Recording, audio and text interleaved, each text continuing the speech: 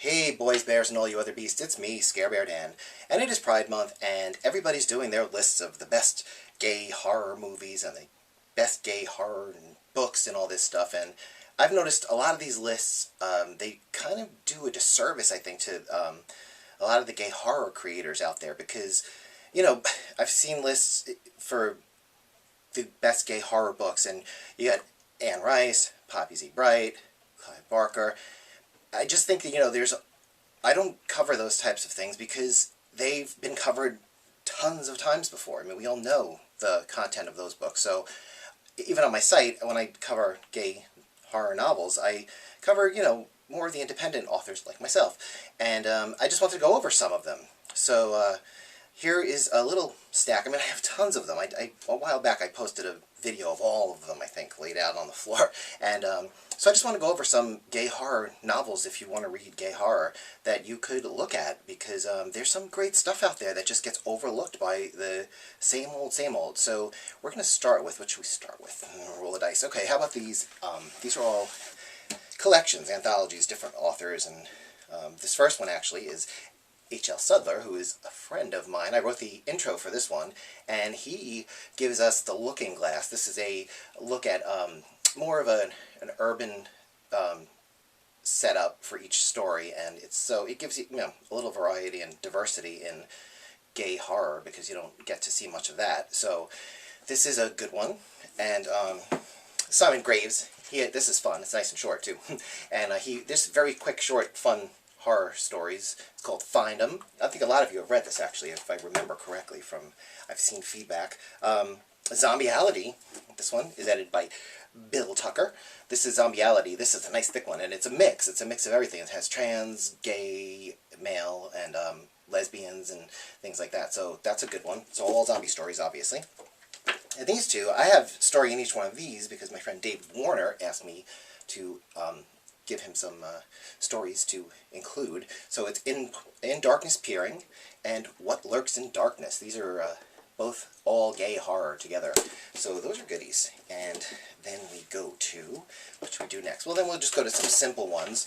We have Timothy McGivney writes fun books, and he writes of several. This one is Zombielicious, and he has several more. It's like a series of books, and those are fun.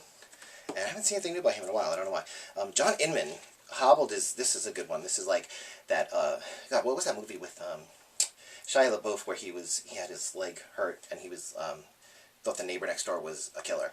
This is like a gay version of that. It's really, really fun. Hobbled. John Inman. He's had several gay horror thrillers out there, so he's fun to read.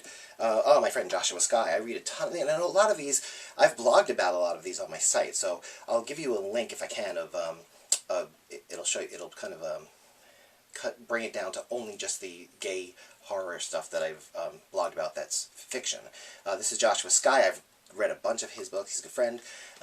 So this one's a Christmas one, right? You get Christmas. I mean, you gotta get the holidays in there too. Rob Rosen, he does a series of them. He's fun. Queens of the Apocalypse is this one, and he has several more with that series. Those are fun. Oh, Camp Carnage, and this I think is several authors? Yes, this is. Put on my glasses. I'm old. Elliot Arthur Cross and Joshua Winning, and this is just what it sounds like. It's a summer camp horror novel with slasher type and gay characters. And then Rick R. Reed. I mean, he's one of the originals. He's been around forever. He's done tons of thrillers. I think he just came out with a new one.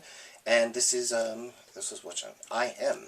So he's been out for a long time doing a lot of good stuff. And then, of course, this is the last three. I actually did a blog about these three together because they're all gay horror slashers. So there is Vince, I don't want to mess up your name. Liaguna, I hope is the name. How he says his last name. We both live on Long Island. I don't know how to pronounce his last name. Not that that has anything to do with it. But The Literary Six is a slasher. A sequel, a novel, which is not a sequel, by Mark Allen Gunnels. And, of course, my own was in this one because we all did gay slashers. Wet Screams includes, this is actually part of my Comfort Cove gay horror series, but it's my novella, Scream Queens, is in there. It's a gay Halloween horror novella. So I did a blog on these three together.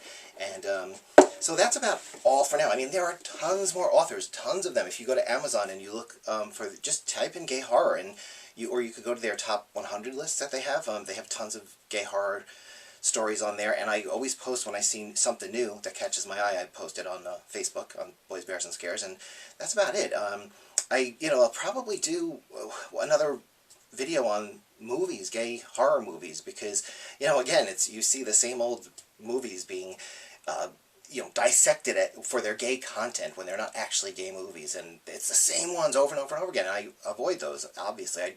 Like Nightmare on Elm Street 2. I'm not going to dissect that one again. Everybody has done it, and personally, if you ask me, it's not the gayest movie ever made. It's the most anti-gay horror movie ever made. I mean, look at it. It's you sleep with your best friend, you become a psychotic killer, and you need a woman to save you from going to hell.